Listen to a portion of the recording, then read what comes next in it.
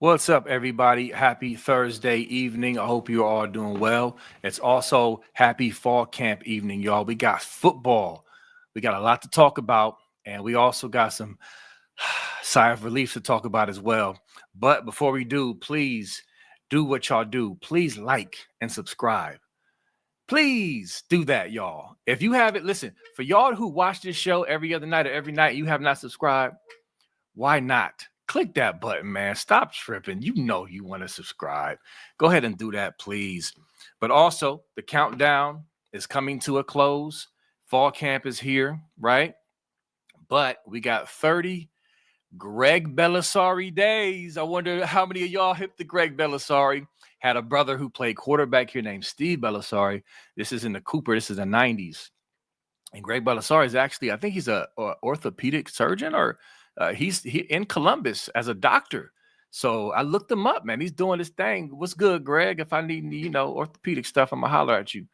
But yeah, make sure you understand that our super chats go to our pay it forward. It's our military, our first responders, great people. We're gonna take care of them because they take care of us.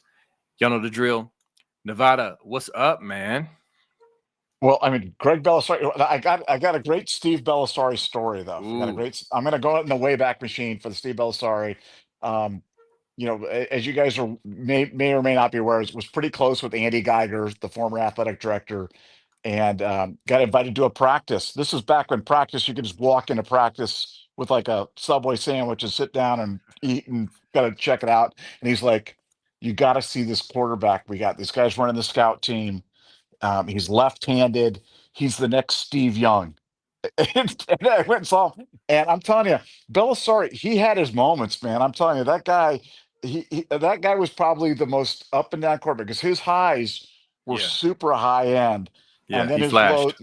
he flashed, man. He flashed big time, and you just wonder under a different system, different set of circumstances that he couldn't have been something. He was a terror on special teams too. One of the great special teams players of all time at Ohio State when he was a freshman. He'd run down there and just kill people, and then he was going to be our quarterback. And I would have bet anything he was going to be the next great one. But Greg was great. Yeah, but a doctor, really gone on to have a great career. But his brother, one of the kind of enigmas in Ohio State history. There, oh, there you go. I love it. Number 30, hoisting the trophy. Yeah. Yeah, I had to look it up, man, and I was like, man, like I can't wait till we Greg Belisar is a good one. But as we get closer to the lower numbers, it gets so much easier. Yeah, It for gets sure. so much easier. But I saw the list and I was like, yeah, I gotta go with Greg. I was tempted to go with Devin Bogard. Do y'all remember him? Oh yeah.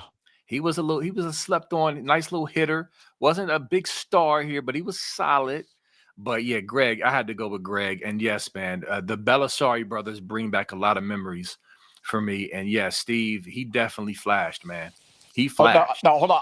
I'm just going to trivia. Now we're getting far afield here, but well, I'm thinking. My mind's racing. I'm thinking about one of the great nicknames of all. We did the Raymond Harris nickname the other day. This is kind of an unknown one, but I'm going to see how good you are, B Moses. Okay, Dan Colson. Dan Colson. Hmm. Do you remember Dan Colson at Ohio State? Safety came. Dan had one of the great nicknames of all time at Ohio State. Was he in the 80s? I think he was in the 80s. I I'm think he bad with was in. time, but I think he was in the. I want to say he was in the 80s. Dan Colson. Okay. I'm not going to look up the nickname, but I want to see what years he was. I have no idea, bro. Like what his nickname would be. His nickname was Boo. Dan Boo Colson because he scared you. Blue Cosin. Boo. I love that. That was like that was one of my all-time favorite names. Dan Boo Colson right there. I Yeah, don't he know was why that from just. What year was 90, he? 92, 90 to 96. Yeah. Okay. Yeah. Okay. There you go. Dan DB, Boo. 6 foot 185. Middle. He Oh, was he's a from Middletown. Okay. he was a hitter, man. That guy was a hitter. Yeah. Shout Boo. out to my guys Jalen and Deontay Marshall, the Middletown boys. Oh yeah. And of course Chris Carter as well. But yeah, interesting, interesting. So, But but hey, let's go right to the news of the day. I know people are like tuning in for the news of the day. We're gonna bury the lead right away and go with it and say Edrick Houston's fine. Eddrick Houston. Now we were the ones that broke that. If you're on BuckeyeScoop.com, you would have got this information about what time was this posted? Because this was at least 5-6 hours ago. Now the national media, Waxman, Pete Nakos, other people have kind of clued into it, but we had the first post up on that. I mean, a while ago. So if you're a member of BuckeyeScoop.com, you wouldn't have been fretting for the last 5-6 hours. You would have just been like, "Oh man, I know this. That's why you join a message board. That's why we do it." But Eddrick Houston went down with a lower leg injury, and you're always worried about that. Is it an Achilles? Did he blow an Right. ACL? What's this and that? And the word is gonna be fine. Not a big deal. And but like I said, if you remember BuckeyeScoop.com, you would have got this a long time ago, and you wouldn't have had to have your whole afternoon ruined. But B, when you heard the news, what were you thinking when you heard the news? Well, we can't lose Eddrick Houston. That's just I mean, not at the beginning of the freaking season. I mean, we still got to build depth and all that other stuff. No, I was just like, nah, this can't be it. But I wasn't freaking out either, because at least the initial reports when it first broke didn't seem like it was like dire, like he was carted off or nothing like that. But then again, as we saw earlier, on the board, like boom, all right, he's cool. It's not serious. But I got blew up. I mean, my inbox was blown up on all my socials about it. And so I try to put fires out, as I can. But yeah, man, we couldn't lose Eddrick. That just would have been trash, man. He's going to have such a great year, man. And so, yeah, I'm very happy that it's not anything serious, and he should be back soon. Well, the hierarchy is kind of like assisted off with trainer, taken off on a cart, and then the last one would be like the ambulance taking you away. But that one's tricky too, because Braxton Miller got taken off in the ambulance. Remember, we got taken off in the ambulance, and we had the hashtag pray for Braxton, and you were holding up your lighter and everything else like that. And then he came back and didn't miss a practice that week and everything like that. Oh my goodness, man! I got a story to tell you about that. So I always shout out my homeboys on this pod. DeJuan is probably one of the main ones I shout out. Let me tell y'all something real quick, man. We used to work in the same at the same job years ago. All right. And we used to go back and forth with Michigan fans, like, just debate and just go back and forth. We had one Michigan fan that he got us this time because we couldn't say anything, but he made a joke. He was saying, he was cracking on Braxton Miller, saying, he was like, they took him to the hospital and the doctors were looking around at each other like, we don't know what's wrong with him. And, I mean, we were just like, Jesus, man, isn't that what we could say? We could talk trash about beating them every year, about everything else, but that we just put our heads down like, Braxton, man, what's going on, bro? Yeah. Now, with that said, I'm glad he was okay, but that was when you leave in the ambulance, don't you have to like miss one day of practice or something like that? He said holding up lighters. Yeah, that was the weirdest thing I can remember. Oh man, that was yeah. Woo. Woo. And that was against Purdue. Wasn't it against Purdue at home? It was. That's when Kenny Guyton came in and saved the day. That is right. The Kenny Guyton overtime game. Yes, that is hilarious. Oh man. But anyway, Eddrick Houston is fine. So when you talk about the guys that we could least afford to lose, Eddrick's got to be pretty close to the top. I mean, I'm not saying he's the top, because to me the top would be Julian Sand, but Eddrick was. But did you notice when when Eddrick went down, who was the first defensive? Who did they move into that number one defensive tackle spot? You know what? I didn't catch that. Did they move Bo? Eric Mensah. Oh, did they? Now, okay, that's interesting, because that's one helping technician, man. Helping technician said that's the guy before anybody said it. Helping technician called that. That is interesting, because Mensah, and that's I guarantee you most fans don't know who he is, and they're scoffing at the idea of him doing anything for this team. But that is interesting, because we've been hearing on the scoop board Mensah climbing up and making noise, and then here you go. So that's interesting. And listen, when I say that losing Eddrick Houston, y'all, would have been terrible. I still have faith that our guys are going to step up and provide depth, but you don't want them to have to be thrown in there against Texas, right? You want the depth to be built naturally without having to fill in a 5-star D tackle who's a key cog in the defense. I mean, that would have hurt. But yeah, I expect the Mensahs and the Jason Moores and why do I always forget the cat that we got from the portal? Taiwan Malone. No, not Taiwan Malone from Idaho State or what's his name? Logan George. Yep. Yes. Listen, people think we just went out and just got guys. Oh, we need a body. Come on in here, Logan. Like, no. Larry Johnson likes Logan George a lot. And we've been hearing good things about Logan George. He's strong, good run stopper, and he can rush the passer a little more than you think he can. And so I'm not down on this D-line. I'm not pronouncing the depth of our D-line dead just yet, Nevada.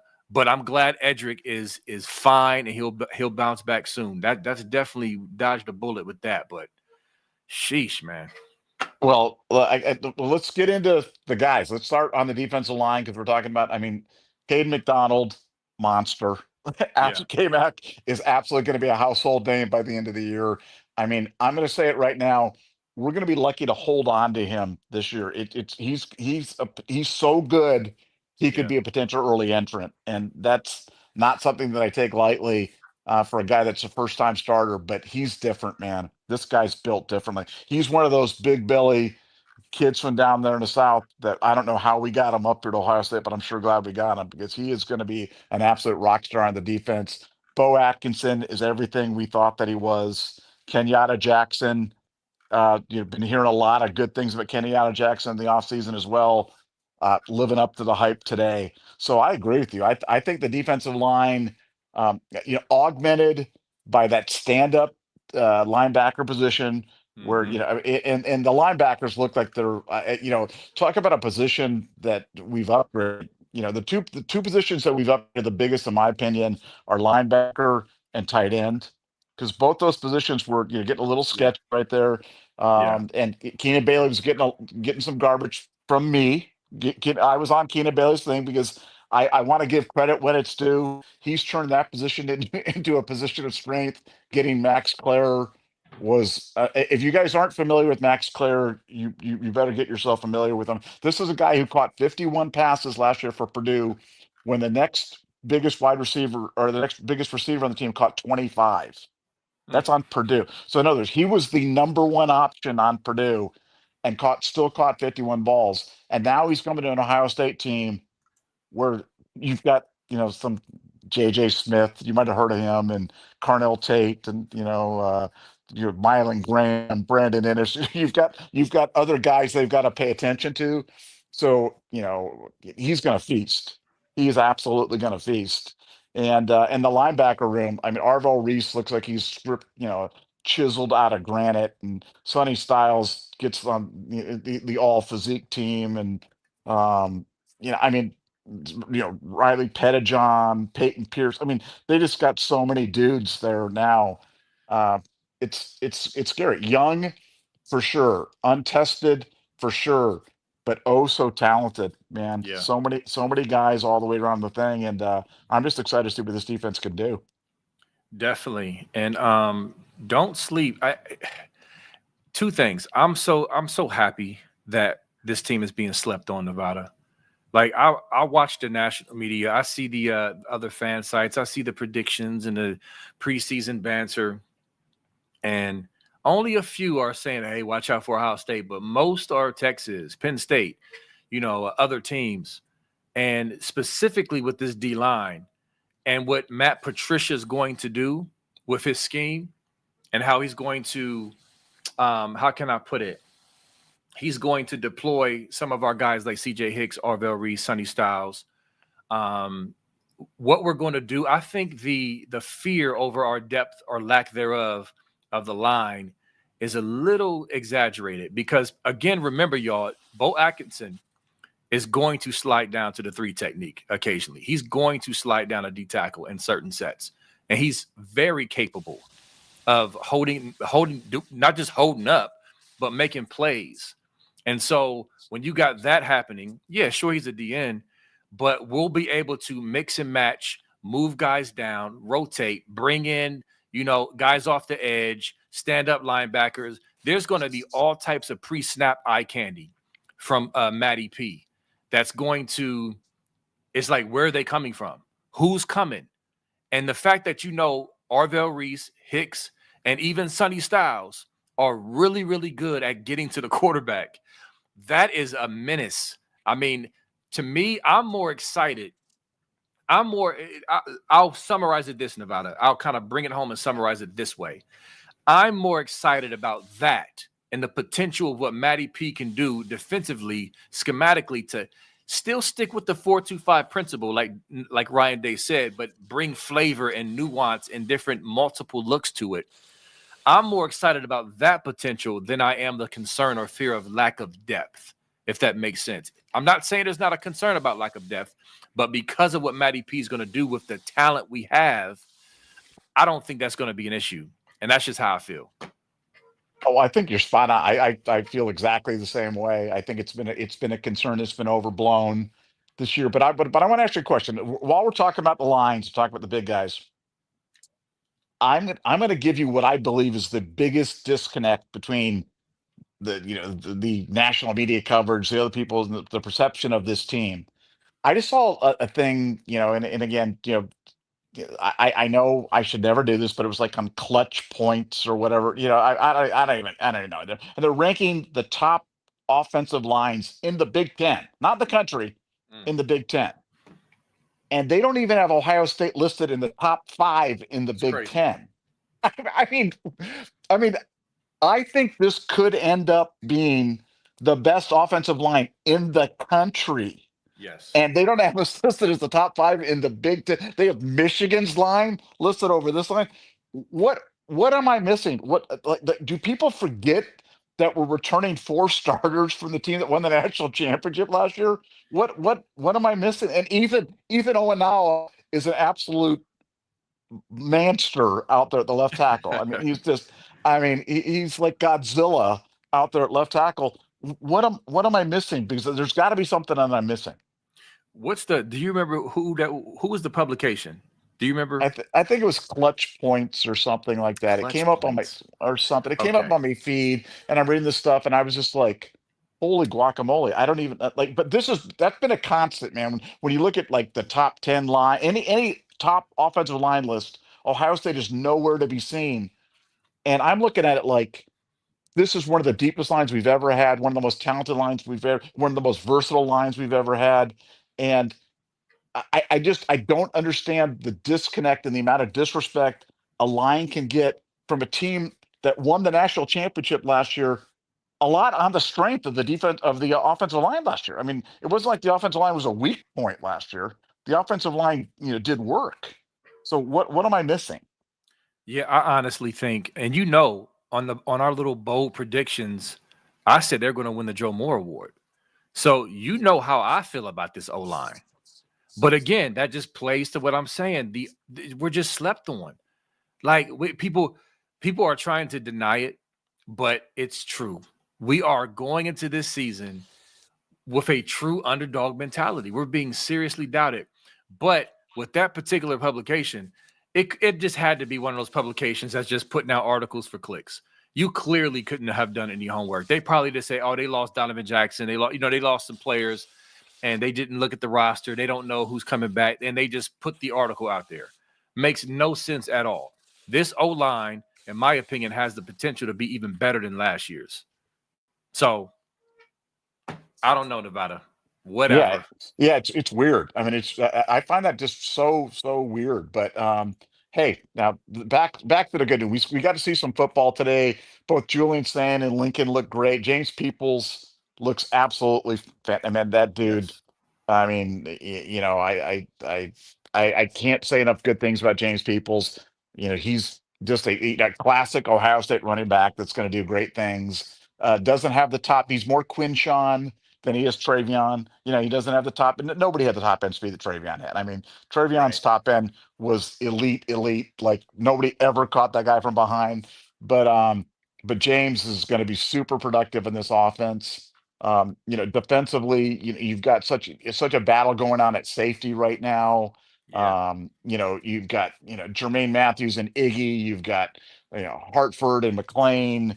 Um, I mean, like I said, Devin Sanchez already looks like a grizzled veteran out there. So I mean, great day for the Buckeyes, man. I mean, really, really impressive first day of thing. And like I said, the only block mark on the whole thing was the Eddrick Houston thing, which turned out to be a Right. nothing burger. So from that standpoint, that and I was looking. I always say look for the blessing because if he's out for a little bit of time, man, it gives other guys a chance to go Yep. play.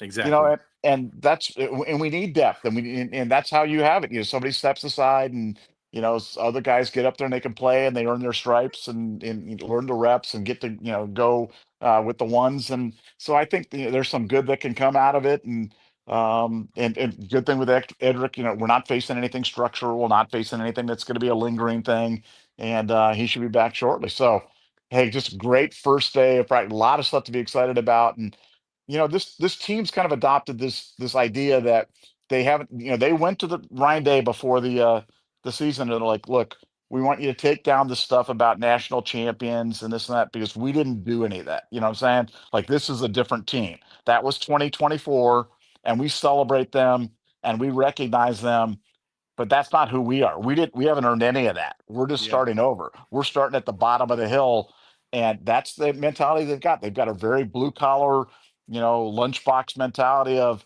hey, we're not the defending national champions. We're just guys that are trying to go out there, earn that respect on the field, and I love that mentality. I love the fact. I've always liked it when Ohio State was kind of the hunter and not the hunted, because Yes. like you start out number one, and it just seems like every week you're just waiting for.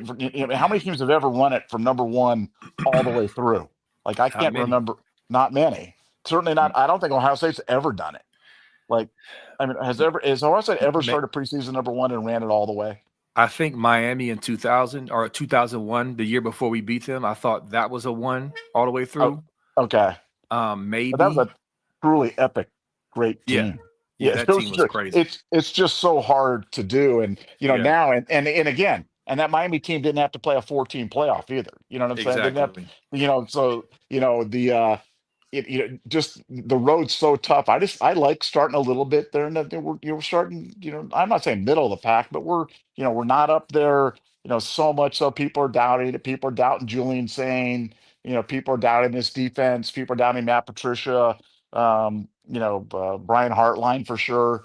And I Yeah. think that doubt can be a great thing. That doubt can be a great motivator for a group like this. And yeah, I just like where it was, and what a great first day, great celebration of Ohio State football today. And if you haven't had a chance to go out and check it out, do two more practices, both open.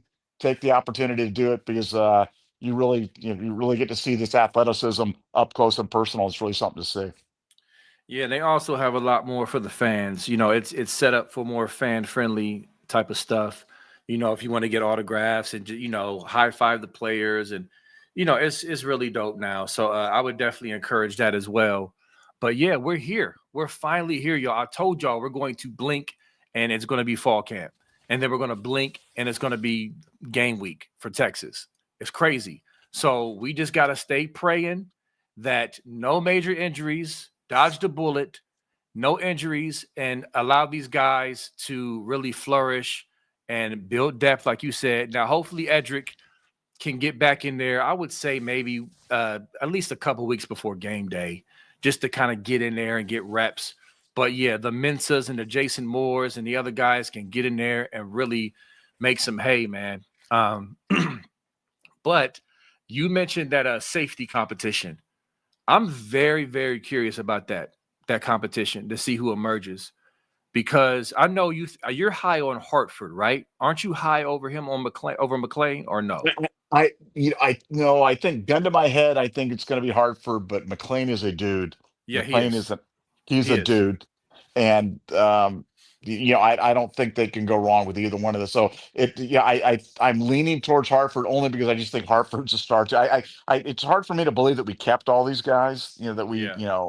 it really speaks to the culture of Ohio State, and we've talked about the whole things with NIL and where you spend your money, and Ohio State's really paid a lot of attention to retaining their roster, but keeping guys. I mean, McLean and Hartford could start anywhere, literally on any defense in Literally. the country.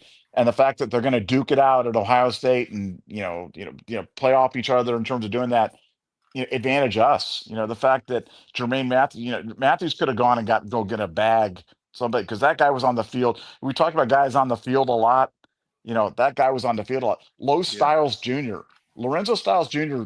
Talk about guys that might be one of the most underrated players on the team. No one's talking about him, and I'm talking. Who's talking about him a lot?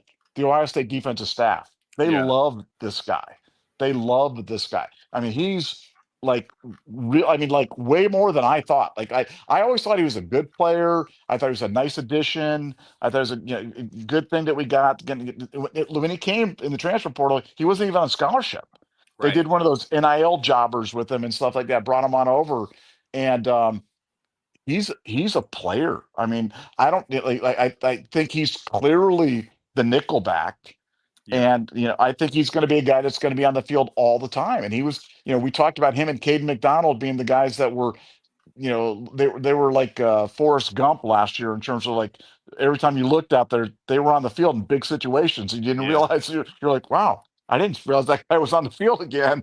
But they trust him, they believe in him, they think he's a really responsible guy, one of the fastest players on the team, and he's going to get a lot of playing time. But no, the safety battle is going to be one that I think is going to go down to the very end. And I wouldn't even pretend to know how they're going to separate those two, because those two guys are both potential stars at Ohio State, and really excited to see what they can do. Yeah, I think I'm really high on McLean. I think honestly, what it's probably going to come down to is who is better on the back end. That's just my opinion. I think both are going to be good tacklers, both physical, come up in the box and help clean up the run. But I think the one who will emerge may be the one who shows the best pass coverage. But the good thing to me is that either way, that shows depth. I think we can go with any of them. We have the depth for that. So that makes me feel really, really good about those two. But I also, you've been saying a lot, and it's been like sparking stuff, coming to my mind.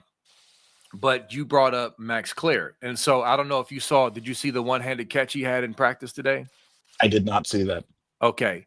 I mean, we keep saying it, man. It's an embarrassment of riches.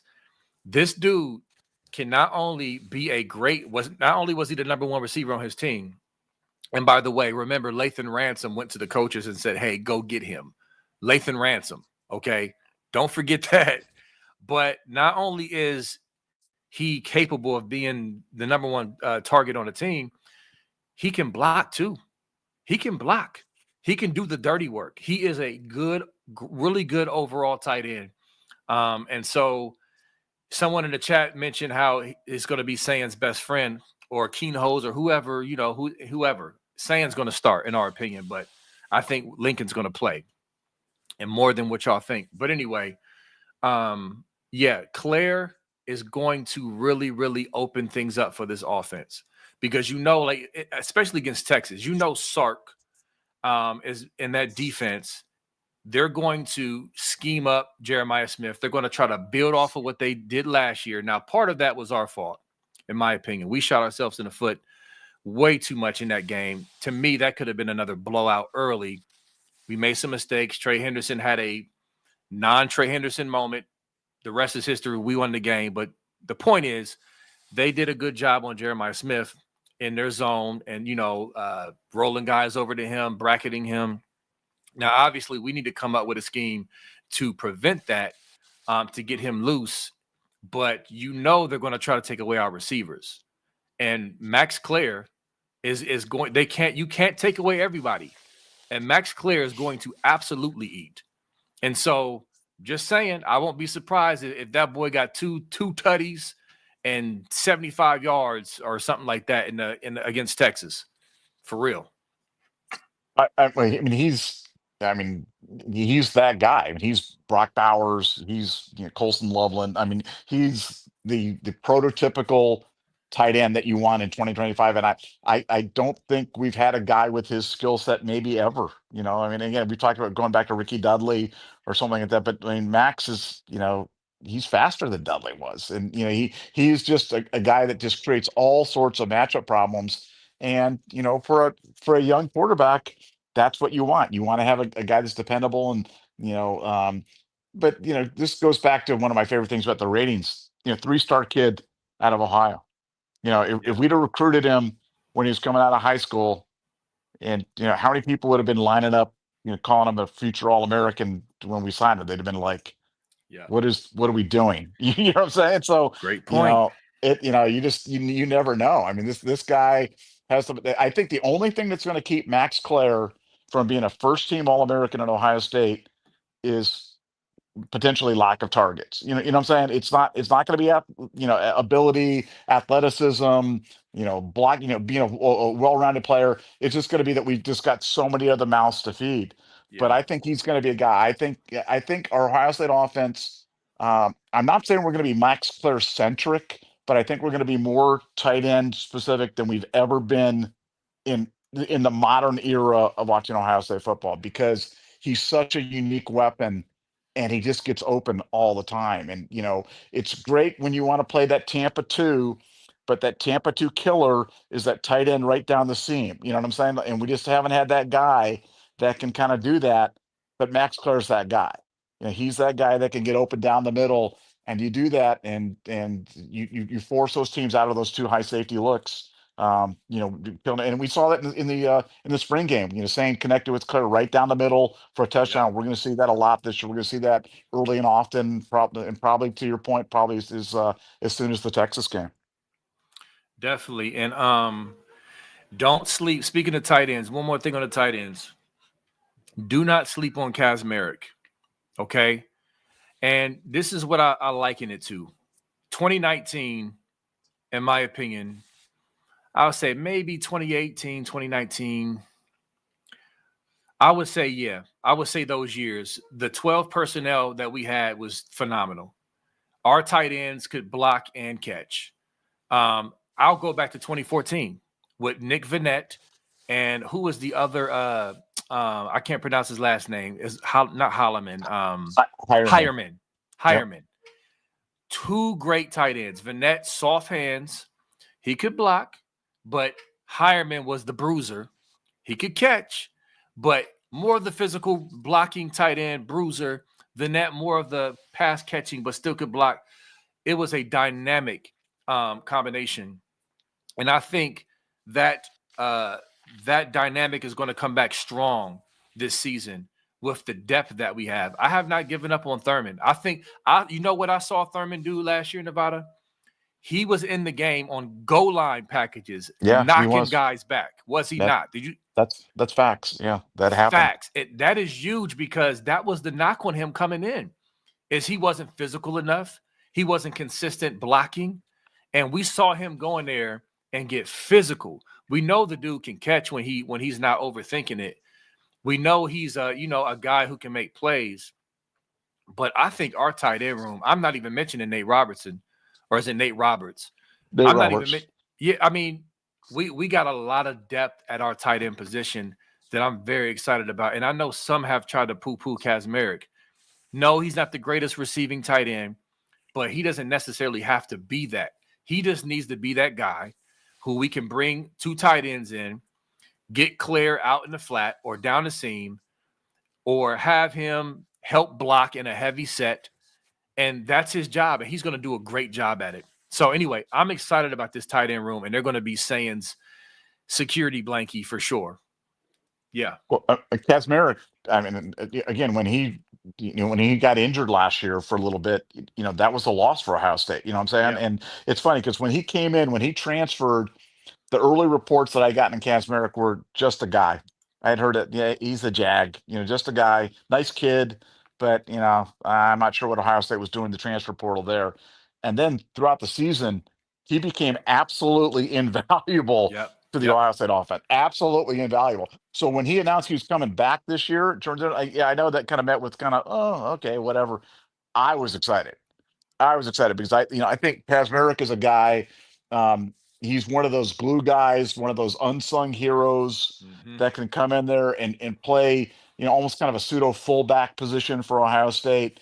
And no, I completely agree with you about. I think his importance to the Ohio State offense cannot be overstated. I think he's a terrific player and a guy that escapes a lot of notice because he's not flashy, because he's not going to catch 100 balls, he's not going to do this. But when you have a tight end, I mean, he is a devastating blocker from the tight end position. And a capable receiver. I mean, he can catch the ball. He fights it a little bit, but his blocking is so good, and he's so smart and puts himself in really good spots. I'm not saying he was the key to the running game last year, but he was one of the keys. I think their success rate when he was in there was like 20% higher than when he was out. So I mean, Cas Merrick, big addition through the transfer portal. I mean, you look at the last two recruiting cycles, they added Cas Merrick and they added Max Clare. And like people want to talk about recruiting and everything like that, but man, you got to count the transfer portal when you're evaluating recruiting classes, because it's the same thing. You're getting guys, you're just not getting them out of high school, you're getting them from other schools. Right. But Keenan deserves a ton of credit for getting that and upgrading that room, because that room was kind of a clown show, and now it's a team strength, and that all the credit in the world goes to Keenan Bailey, and that's why I salute him on that. Yep, exactly. And just real quick, you mentioned that it's funny when Josh Simmons was picked up in the portal by Ohio State. I remember it wasn't a ton of fanfare, but guess what? We're seeing multiple clips of Josh Simmons is a monster. Oh my God, Kansas City has their first round tackle for the next 12 years. Like you just again, people, you have to get a grip and balance out the stargazing and the recruiting sites. I'm telling you, man, this Ohio State staff, give them more credit than you're giving them as far as evaluation and things like that. I just wanted to give a quick little comment about that because Well, they're the calling Chiefs, him. They're comparing him to Trent Williams. They're yeah, comparing him to I heard, bro, Trent. Yeah, I mean, come on. the Like, Chiefs are like Nevada. They feel like they literally hit the lottery. Go listen to their fans, their insiders, their coaches. I mean, they love this kid. He's in camp killing it as a rookie. And so this is a 2 or 3 star from San Diego State. Oh, we got a 3-star lineman from San Diego State in the portal. We missed out on the big 5-star. Okay, well, we didn't miss out on the big 5-star. Unfortunately, he got injured, but that's my point. Anyway. But real quick, you mentioned linebackers. And again, you said a lot, and my mind was just going. You are 1000% correct about the linebacker room being more athletic now. Sweet Jesus. Like TJ Alford and Petty John, watch out for them boys. Them boys, they're coming. All right. They're athletic, they're strong, and they're getting downhill already. Okay. They're going to play some this year. And you watch them. They're up next. And they're right behind Reese, Sonny Styles, and of course, why am I forgetting? we got CJ Hicks is no and longer a and linebacker per se, but and go ahead, Peyton Pierce. Yeah, Peyton Peyton Pierce. Pierce. Although I do think Matty P is still going to have Hicks lined up in a position to play de facto linebacker. He'll still be out there as a linebacker in some sets. I cannot wait to see what Matty P does with these linebackers and our DNs. It's going to be so dope. But I'm just saying, our athleticism, thank you, James Laurinaitis, at the linebacker room is starting to surge back up. I miss the Jerome Bakers and the Ryan Shaziers and those guys, man. And we're getting them back. The Raekwon McMillans. We are getting them back, man. And so I'm very excited about linebacker this year.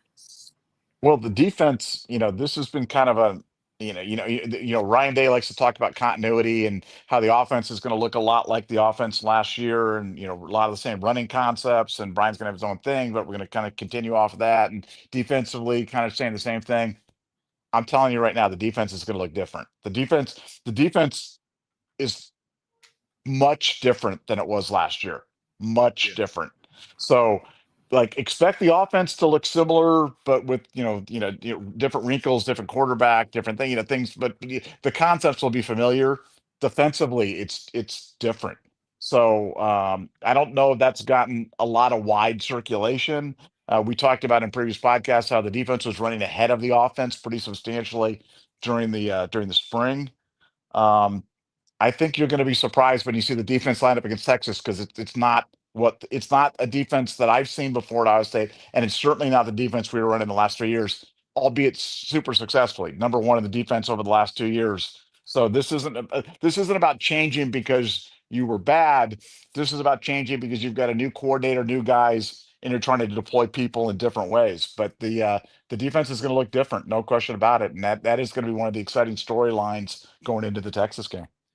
And real quick, a couple things about that, because I kind of want to elaborate and bring home what you're saying. Ryan Day has said that the defense, the principles are going to be similar. I think what Nevada is saying, and what you're going, and this is what you need to look out for, is that the defense is not going to have to learn a completely whole new scheme. Okay, the principles will be in place, but when you see them out there, it's going to look different because of how the pre-snaps will look, because of how the positioning will look. It'll look different from that standpoint, but from the players, it's not going to be a completely from the ground up destroyed everything they learned. And that is a great thing. That is an awesome thing, because the players don't need to go out there thinking to do a complete overhaul.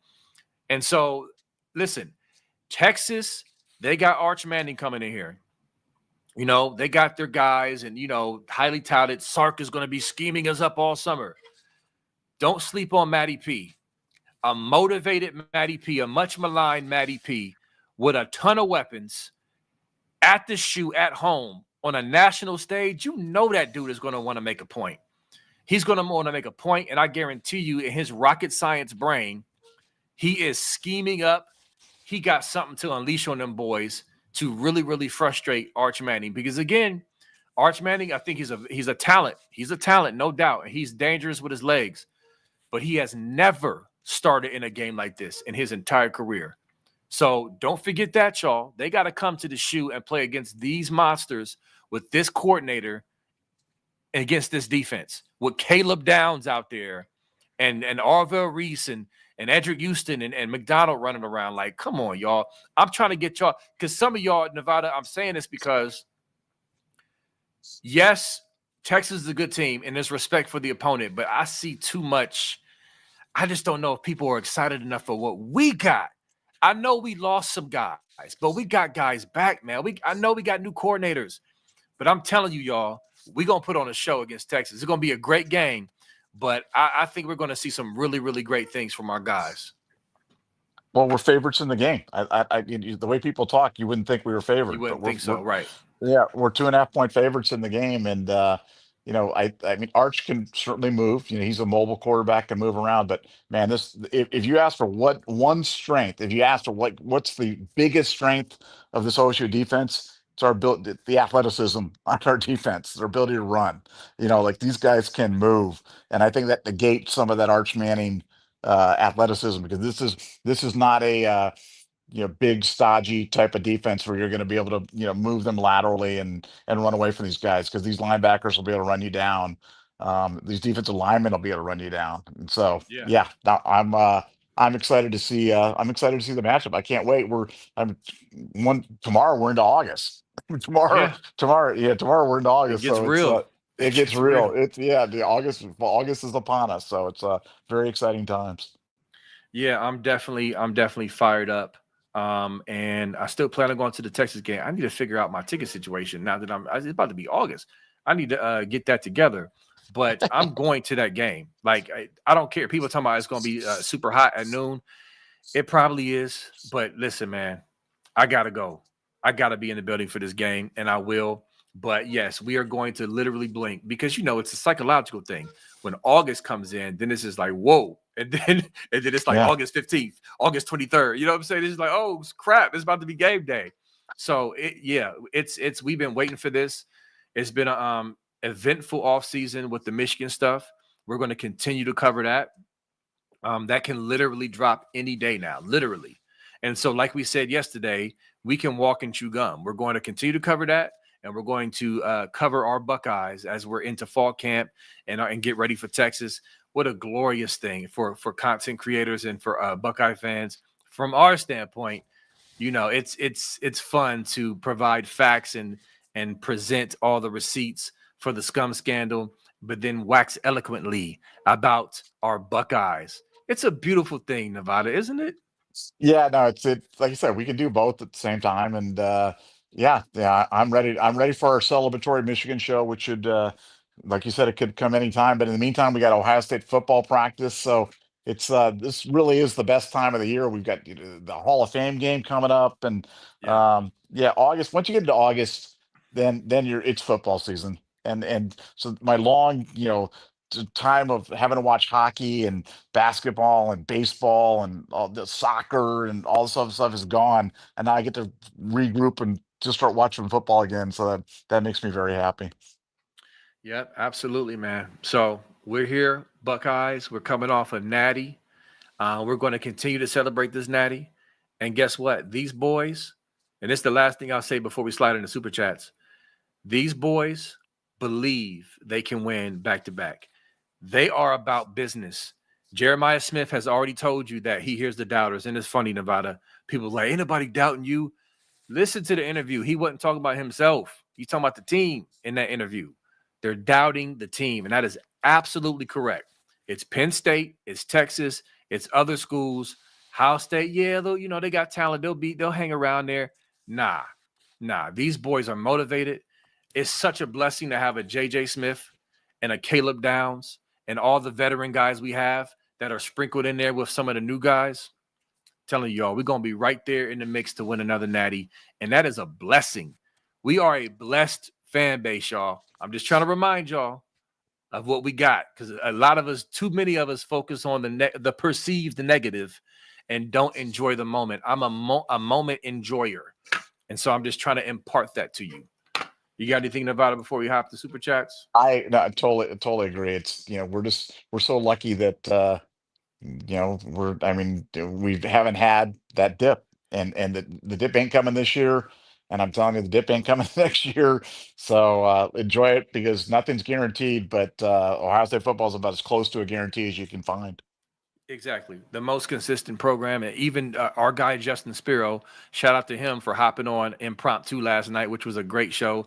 I did have to get an IV and and drink some orange juice after the show to we had to recover. drag B Moses out of there. We had to drag him out there. It was like medic.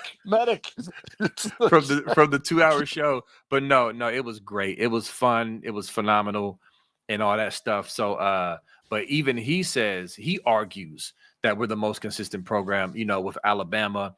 Obviously, Alabama has won more ships with Saban, but the consistency that we've had is greater. Anyway, the point is, it's great to be a Buckeye, flat out. So, got a couple of super chats here. At Never Forget One, thanks for the $4.99. Do we have the beef at D tackle to make the goal stands we did last season? I feel like it could be an issue. Nevada, you can go ahead and answer that one first. I think you'll jump all over this one. Well, I mean, the centerpiece of the goal line stand defense last year was Caden McDonald. You know what I'm saying? Like that. Yep. Like that was the guy. That was the guy that was Big Daddy that they rolled out there on the goal line. So will we be as good on the goal line as we were last year? I mean, so that was the best goal line defensive team I've ever seen, ever. So I don't know if we'll be that good, but the pieces are all there. And we got a lot of the guys, like I said, untested, but Cade McDonald, Eddrick Houston, Bo Atkinson, we got a lot of guys on the defensive front that are very similar to guys that we had last year. And like I said, Caden and Eddrick played a lot on the goal line last year. So I think, and they'll be better than they were last season, but just by definition. So Yep. I think we definitely have the pieces in place. And I think we're going to be just fine.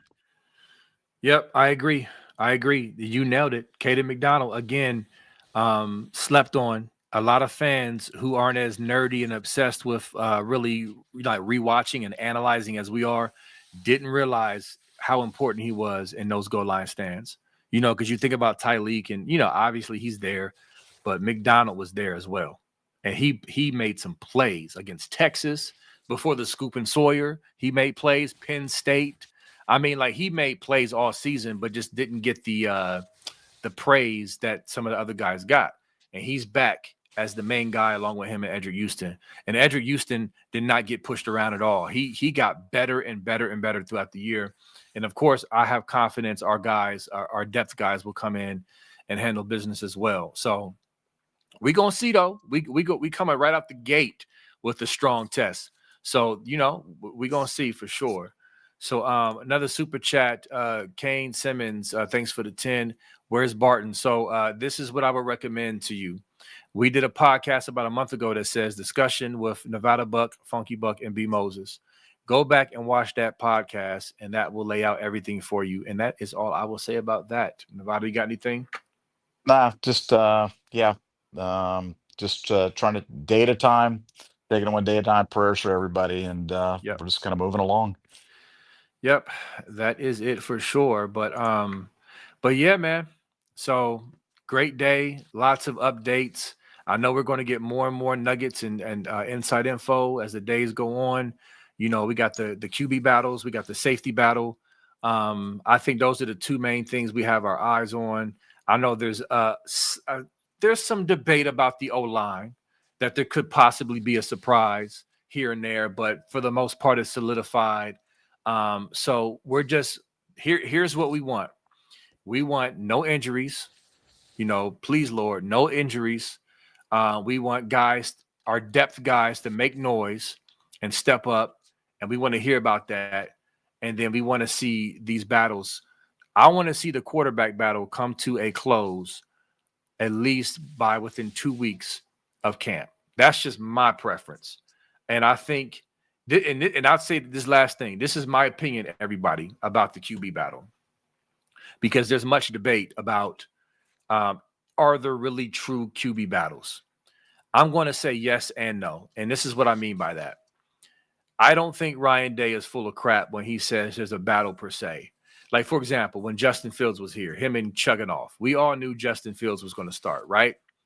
But Ryan Day still wanted him to go out there and win the job, take the job, snatch the job, do everything. He doesn't want his QBs to go out there like, oh, it's my job. I don't have to work as hard. I don't have to focus as much. That's what Ryan Day wants. Now, in this case, I think, this is my opinion, Ryan Day's not going to tell you, but we've got some little rumblings. But I think Sayan, in his mind and the coaching staff mind, he's in the lead. Sayan is the guy, but they're leaving the door open for Lincoln to snatch it. Lincoln will have to snatch it, in a resounding fashion, to take this job. I don't expect that to happen. I expect Sayan to start and Lincoln to really have a strong showing. We're going to need both of them. We're going to need both of them, and this staff knows it. I've already predicted several pods ago that Lincoln is going to be in red zone packages and short yardage packages. Seems like we got some confirmation on that recently, so we'll get into that later. But I think it's going to be Sayan as a starter, and they're going to really push both those guys to treat this situation as if they're both starting. And so anyway, I say that to say I do think it's a real competition in the sense that Day wants them to step up and lead and prove it. But I do think Sayan is the leader in the clubhouse. What you got, Nevada?